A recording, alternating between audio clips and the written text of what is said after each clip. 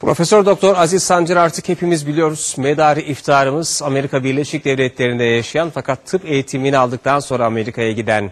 Profesör Doktor Aziz Sancar para ödülüyle ne yapacağını da açıkladı. Türk evini sağlam bir temele koymak istiyoruz diyen Sancar, bu parayı o vakfa yatıracağız ki Türk evi çalışmalarını devam ettirebilsin dedi.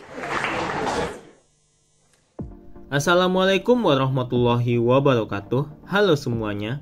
Kali ini kita akan bercerita tentang pemain sepak bola yang mendapatkan penghargaan Nobel.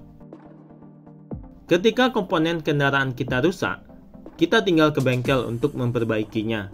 Namun, apa jadinya jika komponen DNA kita yang rusak? Tentu saja akan terjadi abnormalitas pada fungsi tubuh. Sebab, molekul DNA berhubungan langsung dengan kinerja sel-sel dalam tubuh. Akibatnya bisa beragam. Mulai dari mutasi sampai pembentukan tumor atau kanker karena pembelahan sel yang tak terkendali. Tubuh manusia pun berpotensi mengalami kerusakan. Seperti halnya mesin kendaraan, DNA rusak perlu tempat reparasi. Hingga kemudian, di tahun 2015, muncullah bengkel molekuler dan enzim menjadi montirnya.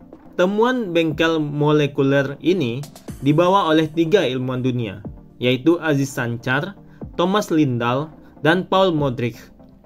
Ketiganya mendapat Nobel yang diumumkan pada 7 Oktober 2015 lalu.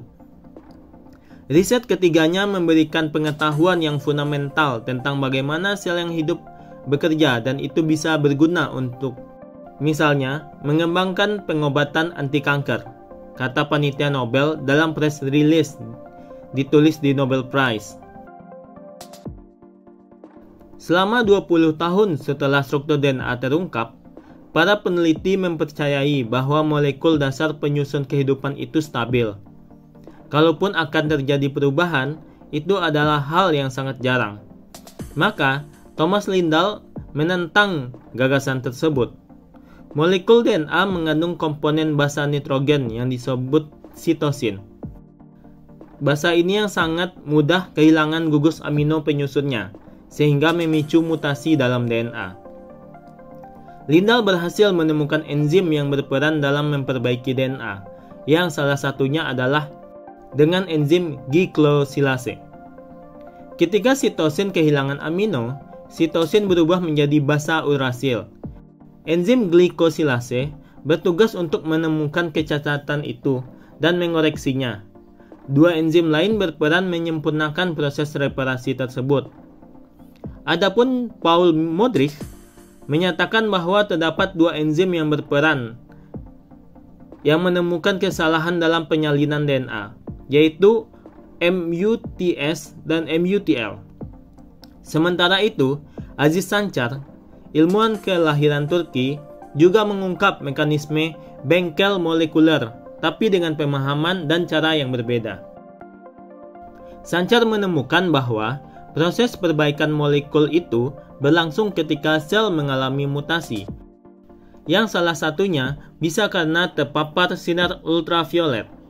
Dia menemukan adanya enzim yang berperan mempertahankan sel dari kerusakan akibat sinar ultraviolet. Salah satu enzim yang berperan itu adalah eksinuklease. Saat DNA terpapar sinar ultraviolet, basa timin yang menyusunnya lengket satu sama lain. Kemudian, enzim eksinuklease menemukan kelainan ini dan mengoreksinya. Selanjutnya, 2 enzim lain yang bernama DNA polimerasi dan DNA ligase menyempurnakan koreksiannya. Ketiga mekanisme perbaikan DNA itu sebenarnya tidak saling bertentangan, melainkan saling melengkapi. Jadi, semua proses reparasi DNA tersebut menyesuaikan dengan kondisi yang terjadi di dalam sel dalam berbagai situasinya. Perbaikan DNA bergantung pada banyak faktor, meliputi jenis sel, usia sel, dan lingkungan eksternal.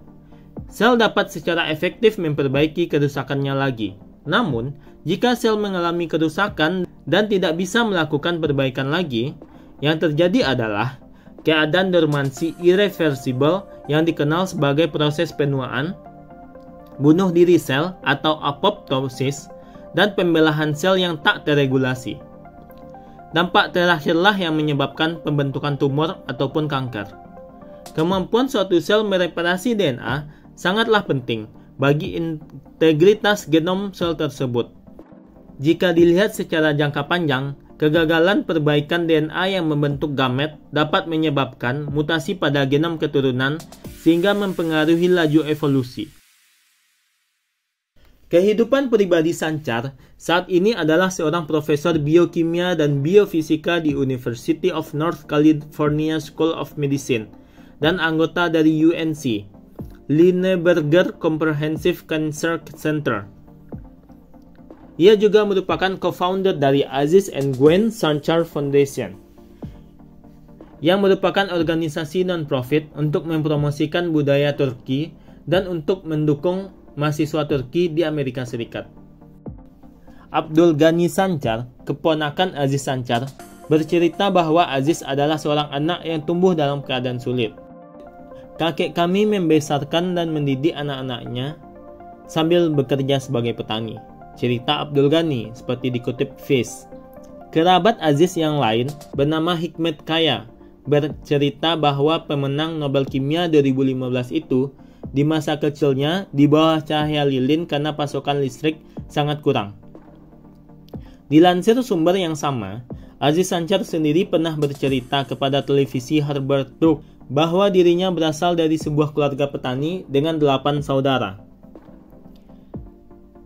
Ia mengatakan orang tuanya sangat mementingkan pendidikan. Ibu Sanchar adalah seorang pegiat masjid yang mengajari Sanchar kecil nilai-nilai Islam dan nasionalisme. Meski tidak bisa membaca dan menulis, ibunya sangat mengidolakan Mustafa Kemal Atatürk dan bertekad tinggi untuk menyekolahkan semua anak-anaknya. Kedelapan anaknya menjadi lulusan universitas. Sehari sebelum pengumuman pemenang hadiah Nobel, Panitia Nobel di Oslo mengumumkan nama pemenang Nobel adalah dari bidang kedokteran. Kejutan itu datang keesokan harinya. Nama Sanchar diumumkan sebagai salah satu pemenang, bukan untuk bidang kedokteran, tetapi bidang kimia. Profesor biokimia dan biofisika itu menerima telepon pada pukul 5 pagi dari Oslo, yang mengabarkan bahwa ia dan 2 ilmuwan lainnya memenangi hadiah Nobel untuk bidang kimia. Saya tentu saja menghargai pengakuan atas semua pekerjaan yang telah saya lakukan selama bertahun-tahun ini. Ini untuk keluarga saya dan negara saya. Khusus untuk Turki, penghargaan ini cukup penting, kata Sanchar seperti dilansir The Guardian. Meskipun Aziz Sanchar menekuni bidang sains sepanjang hidupnya, ia juga sangat mencintai bidang olahraga, terlebih sepak bola. Aziz Sanchar berada di posisi penjaga gawang ketika mewakili kesebelasan SMA-nya tanding. Ketekunannya di bidang olahraga ini juga yang mendorong ia untuk mengikuti seleksi regional timnas U18. Rido Asidiki, seorang mahasiswa biomolekuler di Blinket University, Ankara, bercerita pada Turkish Spirit ketika Aziz Sanchar memberi ceramah di kampus Blinket. Ia mengeluarkan satu kartu keanggotaan tim kesebelasan Galatasaray. Ia ingin menunjukkan bahwa ia masih sangat mencintai sepak bola, meski akhirnya memilih jalan akademik.